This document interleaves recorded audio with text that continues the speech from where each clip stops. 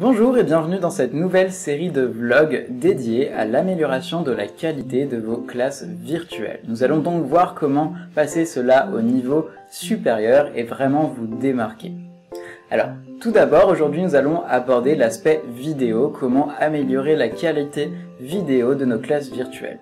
En effet, traditionnellement, on a plutôt tendance à utiliser par défaut la webcam de notre ordinateur, qui parfois peut être correcte, mais ça peut ne pas être suffisant si vraiment on veut avoir une qualité professionnelle et quelque chose de pas trop pixelisé. Donc l'astuce d'aujourd'hui, ça va être notamment d'utiliser un appareil photo de type réflexe, donc un appareil photo un peu professionnel entre guillemets que vous allez transformer en webcam. Donc vous allez pouvoir utiliser en live votre appareil photo pour retransmettre la vidéo sur votre ordinateur. De cette manière, au lieu de vous filmer avec une webcam pour vos classes virtuelles, vous vous filmerez avec votre appareil photo de type réflexe. La qualité sera donc bien meilleure. Par exemple, là je parle avec une qualité réflexe et là je parle simplement avec la caméra intégrée, la webcam intégrée dans mon ordinateur portable. Donc vous voyez, la différence n'est pas la même. Allez, je repasse sur la qualité optimale.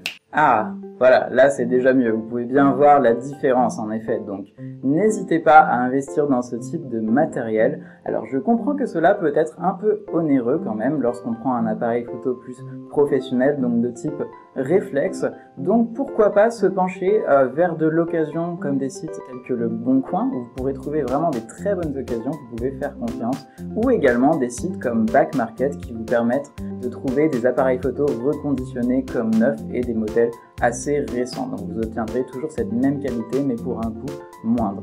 Vous pourrez d'autant plus réutiliser ce matériel non pas pour les classes virtuelles mais également pour de la production vidéo si vous mettez à disposition du e-learning sous forme de contenu vidéo par exemple. Comme vous vous doutez, bien entendu, il ne suffit pas juste de mettre un appareil photo réflexe sur un trépied et se filmer, il faut bien le relier à l'ordinateur pour que l'on puisse utiliser ce même outil pour retransmettre nos classes virtuelles. Alors pour cela, il y a une petite astuce très simple, donc en plus de l'appareil photo, vous allez avoir besoin d'une deuxième chose qui est ce que l'on appelle un boîtier HDMI qui va vous permettre en fait tout simplement de relier l'appareil photo à l'ordinateur. Autre point important, vous notez que l'avantage d'avoir un appareil photo réflexe sur un trépied, c'est que vous pouvez le mettre à une plus grande distance de vous plutôt qu'être collé à votre écran d'ordinateur et par conséquent, vous pouvez créer un petit décor sympa comme j'ai pu le faire derrière moi afin de vraiment professionnaliser votre contenu et vous créer une petite marque de fabrique.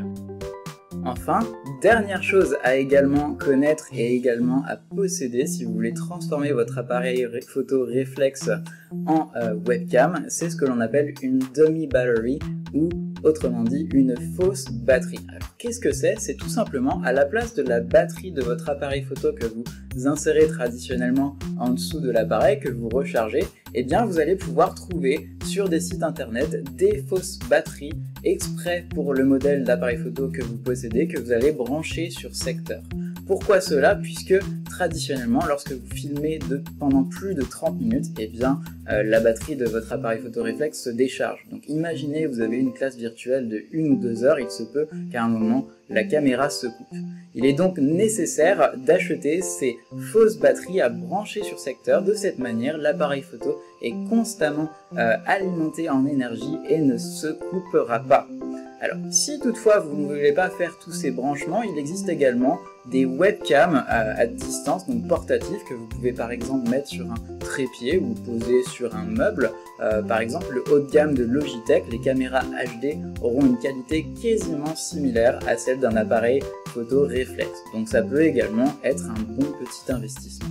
Voilà, dans la série suivante, nous allons voir comment effectuer les branchements. Ensuite, nous aborderons la partie son, comment investir dans des bons micros par exemple, et la partie lumière, et enfin la partie partage d'écran afin de vraiment englober tous les aspects d'une classe virtuelle optimale.